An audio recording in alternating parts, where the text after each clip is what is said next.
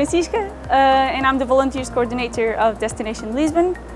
So in the scuba diving project, what we aim to do is just learning how to dive, safety first, and then trying to clean up the ocean. So we have this goal of cleaning 100 kilometers of coast every year.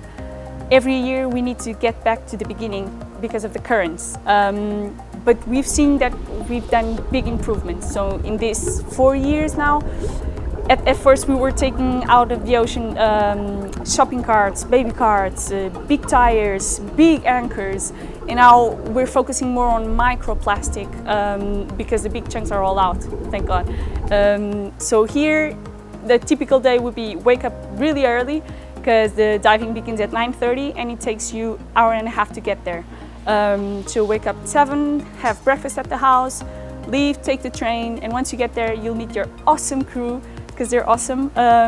Each one of you, if you're not a diver already, you'll have an instructor that will accompany you in every dive that you make, and once you're certified you can actually begin to take the trash out of the ocean. They'll take you out for lunch whenever they can. At the end of the day, you'll just weigh how much trash you took out and measure the impact, and then you're welcome to come back home and enjoy your day. So what happens is that sometimes the sea is not in good conditions to dive, and that happens here because they're diving on this particular part of the coast where the sea is quite rough. So it might either be rough or you don't have visibility. So in those days they either stay at the center and do some like palestras kind of stuff, or they go out into the beach and do some beach cleanups. And actually some of the locals normally just, you know, they see them clean and they just help them as well. So it's really nice.